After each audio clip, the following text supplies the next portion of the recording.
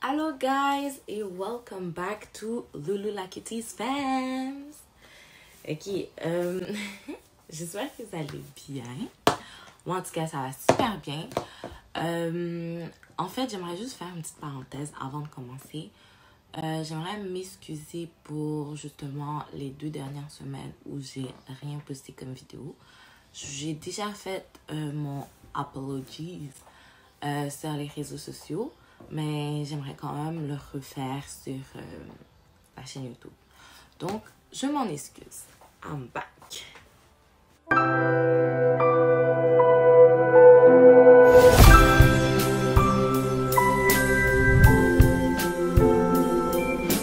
Une autre parenthèse. Ok. Donc, maintenant, ma chaîne YouTube, il va y avoir un petit changement qui va se faire. Un tout petit changement. C'est vraiment pas grand-chose. En fait, là, je vais faire des thèmes par mois, ok? Donc, je vais continuer avec chaque dimanche, va avoir son propre but. Mais pendant 2 mois, on va parler du même sujet. Donc là, maintenant, ça va être la rentrée d'école / automne. Donc, toutes mes vidéos qui vont suivre jusqu'au mois de novembre vont parler de l'automne, la rentrée d'école, des types pour l'école, ainsi de suite. Donc, ouais. Et ça va aller comme ça. Je pense que ça va être mieux. Ça va être un peu plus organisé. Donc, ouais. Faites la parenthèse.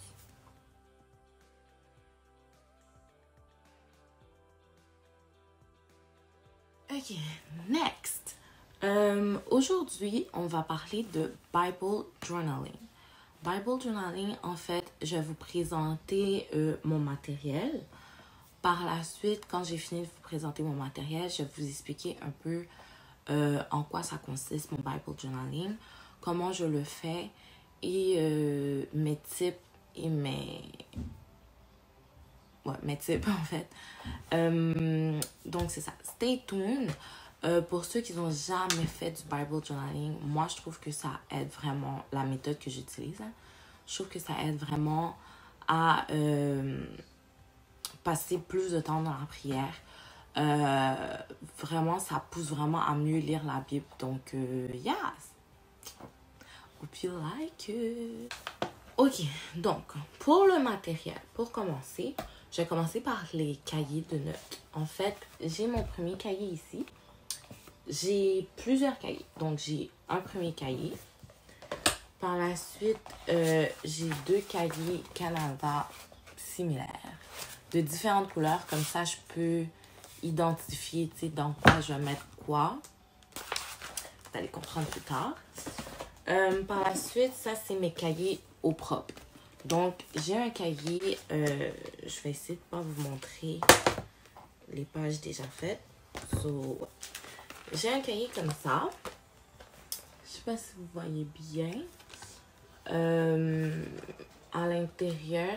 Puis, pour finir, j'ai un cahier de prière. Je peux écrire le verset que ce verset-là va m'apporter dans la vie, ma prière et des notes que je peux prendre juste ici. Puis, je peux track mon mood. Fait que, yes!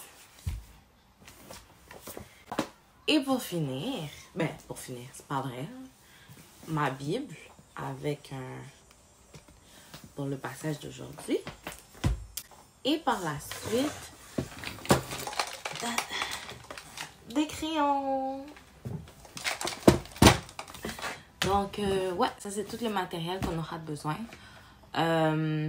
So, yes!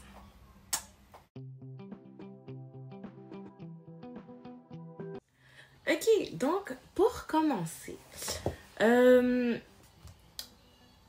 ok. Avant, je faisais ma dévotion tous les jours. Okay? Donc, je me réveillais le matin et je faisais ma dévotion. Okay? Mais le problème avec ça, c'est que maintenant, il y a des trucs qui sont rentrés en jeu. Donc, il y a le travail, il y a l'école, il y a ma vie sociale, il y a mes amis, il y a mon temps à moi. Donc, tout ça rentre en jeu, ce qui fait en sorte que j'ai beaucoup moins de temps et beaucoup moins d'énergie aussi pour passer du temps avec Dieu. Ce qui était un problème pour moi. Donc, j'ai trouvé une solution que j'espère qu'il va vous aider, vous aussi. Donc, ouais. Ce que je fais maintenant, c'est à la place de faire une dévotion à chaque jour, ce que je veux dire par là, c'est de prendre un verset puis de le décortiquer tous les jours, de faire mon soap méthode et tout. À la place de faire ça par jour, je le fais par semaine. Donc, je vais voyager avec vous, en fait, dans ma semaine. OK? Donc, moi, ma semaine, il commencerait samedi soir. Samedi soir, c'est le moment où je vais passer du temps dans la prière. Soit je vais prendre un après-midi, je finis de travailler vers 6 heures. Donc, je rentre chez moi vers 7. Donc, de 8h30 à 9h30, je dévoue ce temps-là à Dieu, où je vais passer du temps dans la prière. Je vais lui demander un passage pour la semaine. Donc, je vais vraiment passer ce temps-là dans la prière, où je vais lui demander un moment, un passage pour la semaine. Ça se suit pas. Des fois, je suis dans Apocalypse, des fois, je suis dans Genèse, des fois, je suis dans Roi. Ouais. C'est ce que j'ai fait hier. J'ai passé mon temps dans la prière, j'ai prié. Et pour cette semaine, Dieu m'a donné Deutéronome 4, versets 1 à 8. Et quand je l'ai lu, je vais vous donner les autres étapes, mais quand je l'ai lu, j'ai trouvé ça tellement le fun parce que c'est un passage qui parle justement de la rentrée scolaire. Ben, qui parle de comme... Fait que je suis comme, dang, ok, Jesus, you know what you're doing? Le samedi, c'est ma première étape. C'est ce que je fais, c'est que je passe un temps dans la prière. Donc, je lis pas ma Bible. Je passe vraiment un temps dans la prière pour comme essayer de trouver un passage. Okay? Parce qu'il y a beaucoup de gens, ce qu'ils font, c'est qu'ils prennent la Bible, puis ils prennent les pages, puis c'est pas comme ça qu'on trouve, là. C'est pas comme ça que tu sais ce que Dieu veut te dire. Tu comprends? Ça, c'est ça. Fait que tu passes ton temps dans la prière. Par la suite, le dimanche, mon dimanche, c'est un jour dédié à Dieu. Fait que qu'est-ce que je fais? C'est je prends ma tablette et je vais sur l'application de la Bible. Moi, j'utilise le YouVersion et je mets le passage comme ça. Je vais vous faire une démo sur mon téléphone après. Puis, je fais juste lecture. Donc, comme vous pouvez l'entendre, ça lit la parole pour moi. Okay? Fait que moi, j'ai toujours pas mis mes yeux sur la parole. J'ai pas fait contact visuel avec la parole. Okay? Fait que je mets ma tablette. D'habitude, je fais chapitre. Okay? Je fais pas des versets. Mais là, comme c'est une vidéo puis que je vais tout faire aujourd'hui, je vais pas faire tout le chapitre. Ça va être un peu long. Donc, ouais. Je mets sur ma tablette, je laisse le chapitre rouler et par la suite, quand j'ai fini, ce que je fais, c'est que je le repasse. Okay? Fait que le dimanche matin, en me préparant pour aller à l'église, c'est ce que je fais. Je mets mon passage, je l'écoute en boucle pour que ça rentre dans ma tête. Okay? C'est vraiment, that's about it. Après l'église, par contre, là, je vais le lire pendant mon trajet. Deutéronome 4. Maintenant, Israël, écoute les commandements et les lois que je t'enseigne. Respecte-les, afin de vivre et d'entrer en possession du pays que l'Éternel, le Dieu de tes ancêtres, te donne. Vous n'ajouterez rien à ce que je vous commande, et vous n'en retrancherez rien. Vous obéirez aux commandements de l'Éternel votre Dieu, que je vous transmets. Vous avez vu de vos yeux ce que l'Éternel votre Dieu a fait à cause du dieu Baal de Péor. Il a exterminé tous ceux d'entre vous qui s'étaient adonnés au culte de cette divinité. Mais vous, qui êtes restés fidèles à l'Éternel votre Dieu, vous êtes tous vivants aujourd'hui. Vous le savez. Je vous ai enseigné les commandements et les lois, comme l'Éternel mon Dieu me l'a ordonné, afin que vous y obéissiez dans le pays où vous allez entrer pour en prendre possession. Obéissez-y et appliquez-les. C'est là ce qui vous rendra sage et intelligent aux yeux des peuples. Ils en entendront parler et ils s'écrieront. Il n'y a qu'un peuple sage et avisé, c'est cette grande nation. Où est, en effet, le peuple, même parmi les plus grands, qui a des dieux aussi proches de lui que l'Éternel notre Dieu, l'est pour nous toutes les fois que nous l'invoquons? Et quel est le grand peuple qui a des commandements et des lois aussi justes que toute cette loi que je vous donne aujourd'hui? Donc, c'est ça, c'est ma première étape, ma deuxième étape, c'est vraiment ça, ça va être contact visuel et audio avec le passage. Donc, je vais lire, je vais l'écouter, puis c'est pas mal tout. Puis aussi, dans la soirée, je vais reprier pour avoir du discernement, pour pas que je me fasse ma propre idée par rapport au passage, mais que genre le message que Dieu veut me véhiculer à travers ce passage, ben que c'est le message qui rentre dans mon cerveau. Ok? Fait que ça, c'est ma deuxième étape.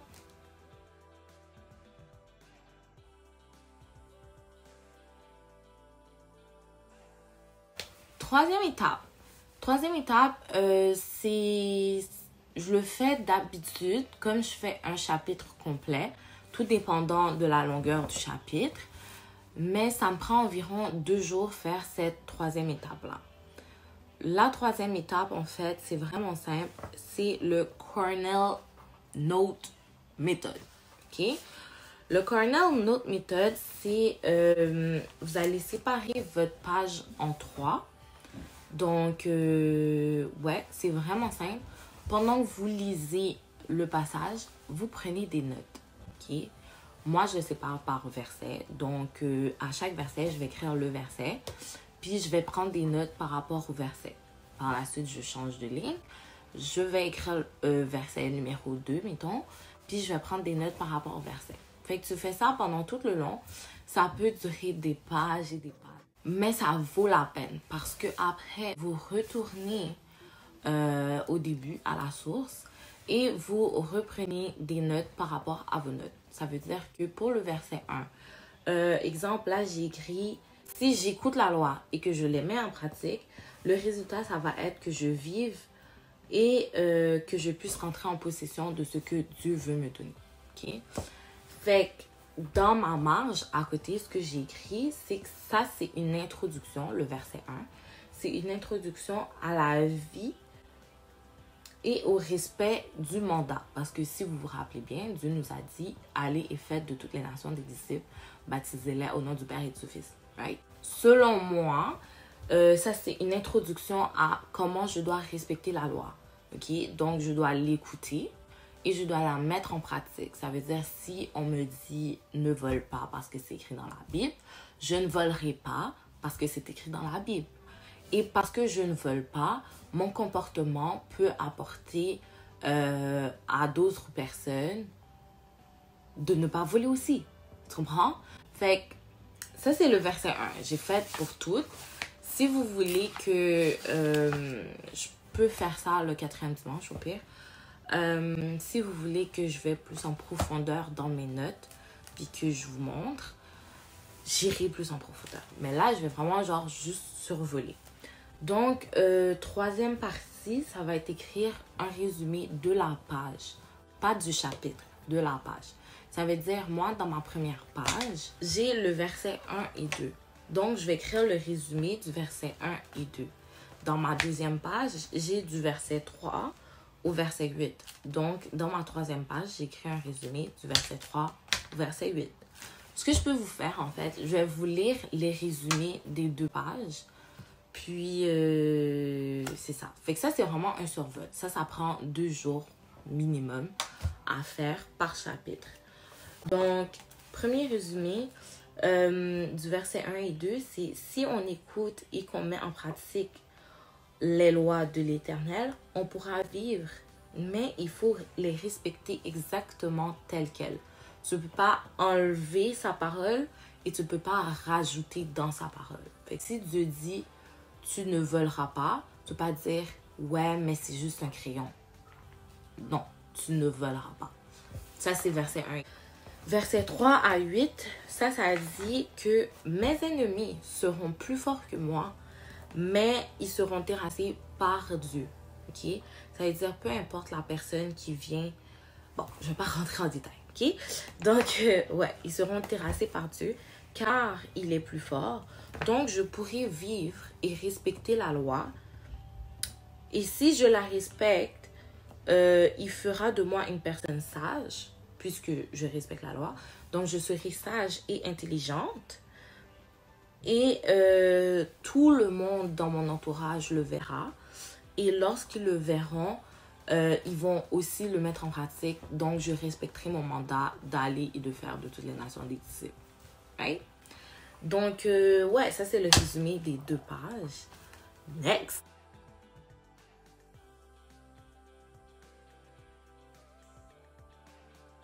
Prochaine étape, c'est le SOAP méthode. Le SOAP méthode, ça fait un bon bout de temps que j'en parle.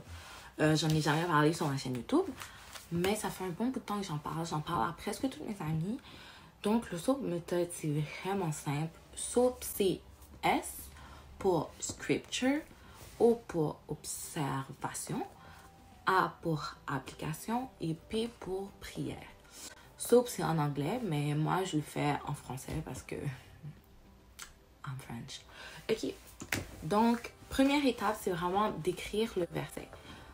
Quand tu veux écrire le verset, tu vas choisir 1 à 2 versets dans le chapitre qui t'a vraiment inspiré ou qui a fait en sorte que tu as fait « Wow, wait a minute ».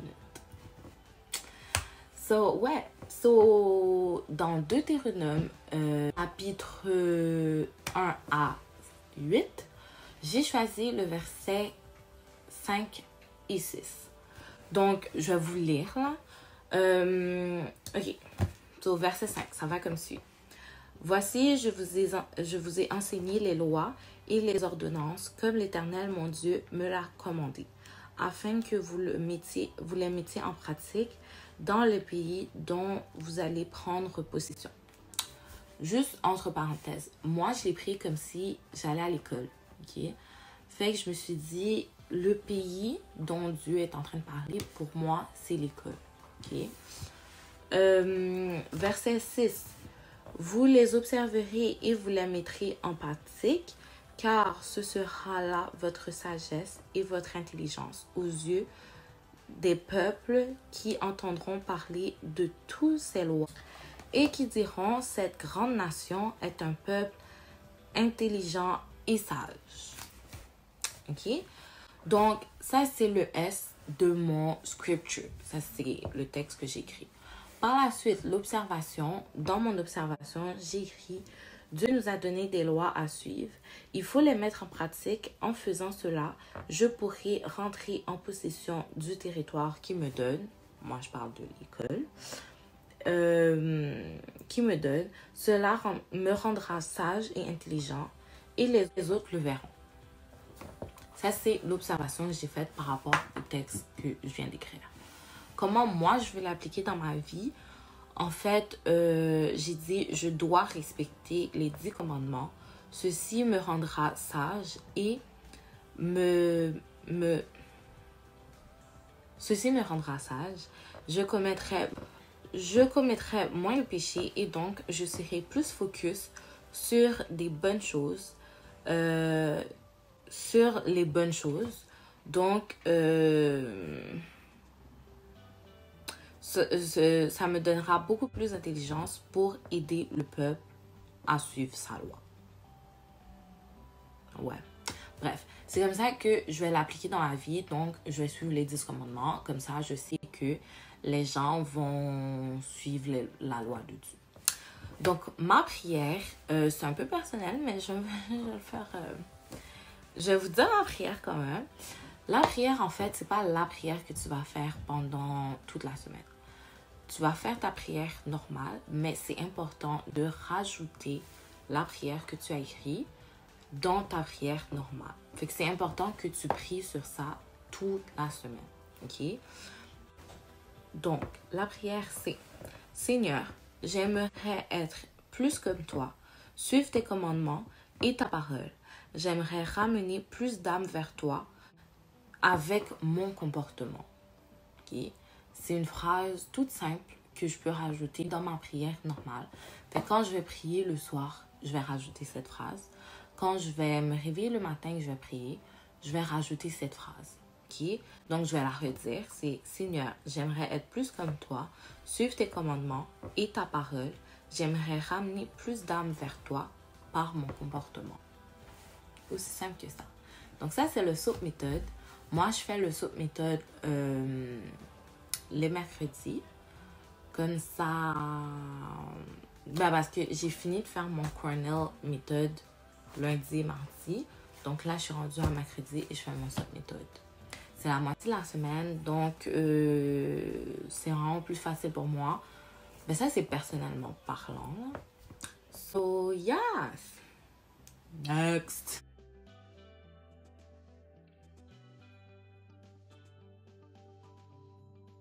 Cinquième et dernière étape, c'est le Easy Method. Le Easy Method, c'est quelque chose que je fais du jeudi au vendredi. C'est vraiment plus un travail de recherche. Ça, vous n'êtes pas obligé de le faire. Moi, c'est mon étude biblique à moi. Donc, le Easy Method, c'est vraiment simple. Encore là, c'est 4 lettres qui signifient chacune quelque chose. E pour contexte. Vraiment bizarre, mais bon, bref. C'est le contexte. Donc, on va chercher le pourquoi. Pourquoi ce chapitre existe? Pourquoi on parle de ce chapitre? Qu'est-ce qui s'est passé avant et après le chapitre qui fait en sorte que ce chapitre-là est là? Deuxième truc, c'est le « et ». Bon, moi, je les ai traduits en français. So. Le « et », c'est le but de l'auteur. C'était quoi le but de l'auteur en écrivant ce chapitre? Ouais, c'était quoi le but de l'auteur en écrivant ce chapitre? Qu'est-ce qu'il voulait nous véhiculer? Qu'est-ce qu'il voulait dire? Est-ce qu'il voulait juste nous donner sa façon de penser? Ou what's about it? Like, pourquoi l'auteur a écrit ce chapitre? Ok. Et troisième point, c'est le S. C'est où se trouve Dieu dans le chapitre? Qu'est-ce qu'il fait? Ok. Est-ce qu'il est assis là et il regarde? Est-ce qu'il est en train d'argumenter avec Satan? What is he doing? Dans le chapitre. Et aussi, il est où dans le chapitre? Est-ce qu'on a mentionné Dieu? Est-ce qu'il fait quelque chose en particulier? Where is it? What is it doing? Ok? So, ça, c'est le troisième point. Puis, le quatrième point, c'est l'impact. Qui est le Y, là. C'est l'impact que ça peut avoir dans le monde et dans ma vie. Ok, encore là, moi, d'habitude, je prends une semaine pour les faire. Là, je le fais tout aujourd'hui. Donc, j'ai pas vraiment fait de recherche. J'ai pas le temps. Donc, ouais,